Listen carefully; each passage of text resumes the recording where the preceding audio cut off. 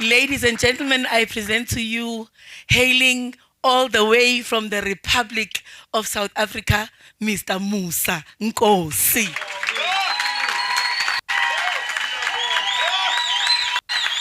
You want me to-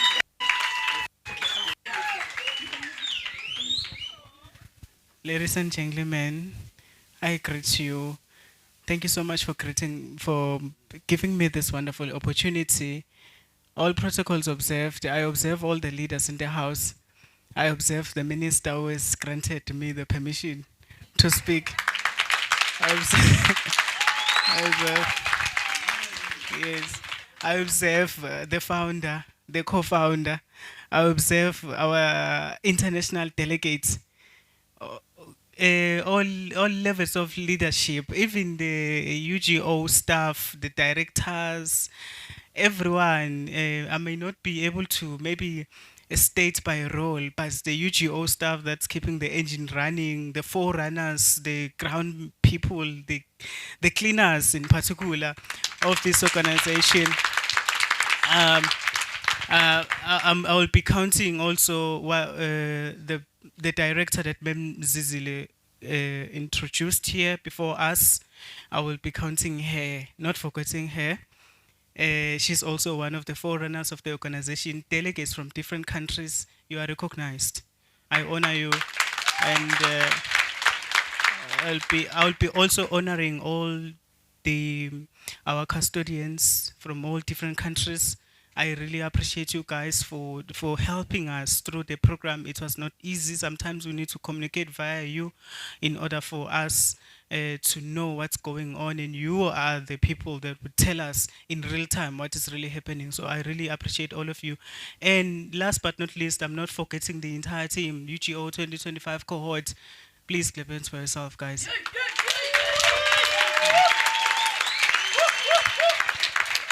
Yes. I am standing before you here today, given such a wonderful opportunity. My name is Musa Nkosi, all the way from the University of Mpumalanga, Mbombela campus, currently doing a postgraduate diploma in agriculture, specializing in post-harvest technology. So, thank you. Thank you. Thank you so much. My task is very simple. It might sound a bit complicated, but it's very simple. It's for me to reflect, especially in one area that I never thought anyone would ever be interested on. Not even one that I've ever spoken with in my life has ever become so interested like Memzi. She became interested, and even some of the people that I was sitting with, I will introduce. Please, can I introduce my team there? I just got, but there's Nico. There is Nico. There is I'm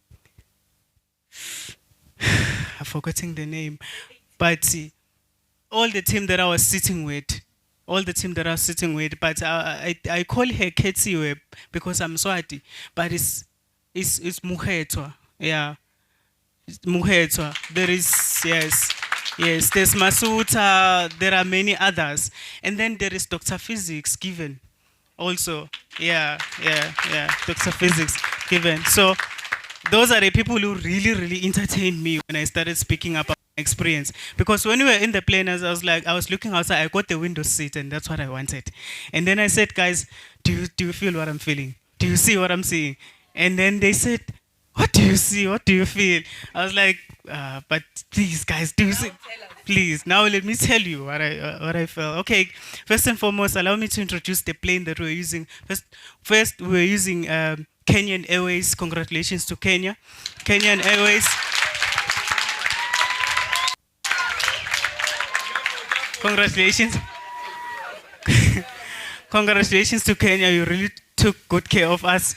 Kenyan Airways, a special flight Boeing 737-800. Yes. Yes. I'm not. Yeah. Yes. It's a Boeing 737-800 series. So it's one of the it's one of the most safest plane that is currently for commercial use. So it can carry around, depending on its configuration. There are so many configurations of it, but you can take from 166 to 189 passengers, and it has the takeoff speed around 180 nautical miles or 290 kilometers per hour. Yeah. Yeah. So I first want you to appreciate the specs before I can then tell you the feeling. So the takeoff speed, as I said, it's around 290 kilometers per hour in the metric units, but in the imperial units, we say it's 189 nautical miles per hour. So then, what else? It is a twin turbo, meaning two engines. It's powered by two engines. Don't worry, even if one shuts down, the other one can still fly off the plane. So it's also, yeah, it's also equipped and resistance to lightning, or the Faraday cage type of technology. So what happened is we took off in Johannesburg or Tambo International Airport.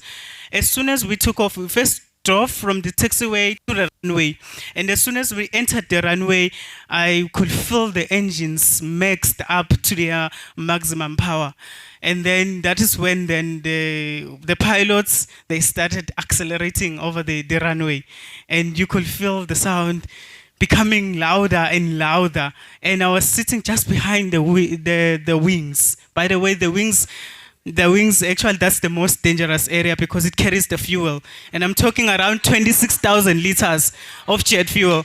So then, so you imagine that if you're sitting by the wings and anything happens or the engine blows off, you must really pray hard.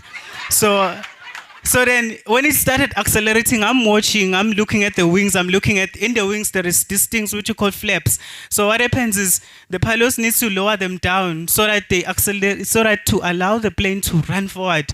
So then I saw the flaps coming down. I was like, okay, this is what I saw in the documentaries. Then they started running, and then as soon as it started ascending, so that's when I started imagining from documentaries that I watched that, that was the V1 speed, meaning minimum speed just to take off. That is the 290 kilometers per hour that I'm talking about, specifically for the 737-800. Then it took off. It felt like my soul is leaving me and my body is being behind. It's my first time. I've never experienced something like this.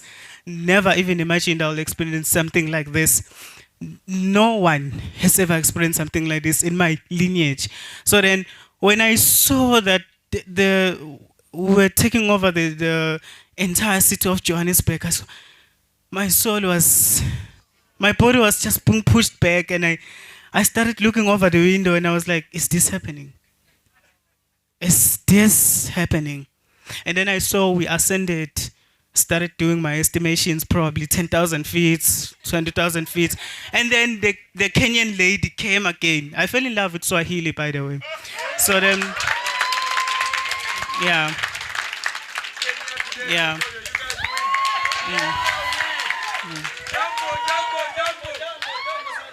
Yeah, they welcomed us in the plane, and then she started. Okay, I'm just gonna put everything in English. She said that, ladies and gentlemen, please fasten your seatbelt. Welcome to. Yeah. So. I say, please fasten your seatbelt. Welcome to Kenya Airways. Thank you for choosing Kenya Airways. First of all, we will start from 30,000 feet, then we'll ascend to 38,000 feet.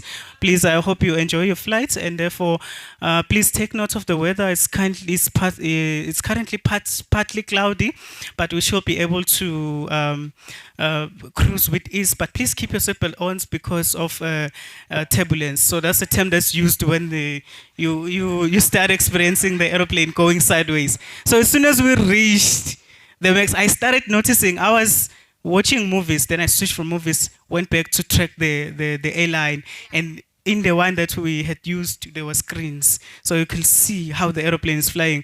I saw that, okay, now we're at 30,000 feet. I was like, okay, I can still feel that the plane is ascending. I was bothering the ones that I was sitting with. Can you feel that the plane is still ascending? Yeah, can you feel that? Can you feel that? And then as soon as we reached 38,000 feet, I looked at the clouds. It was as if they were down on earth. And then I was like, yeah, this is me reaching the tipping point. So it was amazing. In closing, the landing. When we were about to land to Nairobi, she started speaking in Swahili. I said, guys, can you please listen to this language? Like this language. This language was, yeah, this, the language. It's just that I can't speak it, but the language. I like the fact that they start with the Kenyan language, then they follow with English. And then they say, ladies and gentlemen, 20 minutes before we settle down to Jomo Kenyatta International Airport, please, please keep your seatbelt fastened. And then after that, after she said the announcement, the other person came and said, cabin crew, prepare for landing. And then, and then it went down. So this is the interesting moment. So before it goes down, in the cabin, the air is pressurized. So right here in this room, as we are breathing normally, because you know what's happening. The 21% oxygen that's in the atmosphere, it's getting normal. We have the power to pull all the molecules inside our lungs with ease. But in the aeroplane, it's not like that. And I will explain shortly why they fly as high as 38,000 feet. By the way, the highest is 42,000 feet for a commercial airline, any airline. So that's around 11 kilometers above the sky. But the 38 is around 9 kilometers above the sky. Why high? They save a lot of fuel. So the higher they go, the lesser the air resistance. But now, it sacrifices our breathing, sacrifices our oxygen. So you know what happens? Right beneath the seats, there are these openings. They feed in oxygen, pressurized, you won't notice. So as soon as you descend from 38 to 30, from 30 to 25, especially from 25,000 feet, you start feeling like your ears are filling up with air. You see? And then as soon as the plane reaches the ground, the ears, it feels like they're just opening up again. That's why, because you are getting pressurized oxygen. And high in the atmosphere, the oxygen is still there, but your lungs are not enough to pull all the molecules here. So they need to pressurize it. So I saw the flaps opening and saw the air brakes on the wings opening. So it's the air brakes below and the flaps above. So they have to open in time. As soon as it touches down, they have to open in time. Then in a moment, you see it stopping. And then it starts taxiing. So when it starts taxiing, it's going for parking before it can release us. That is what I've been watching since childhood. This is what I've been watching. This is something I couldn't talk to anyone.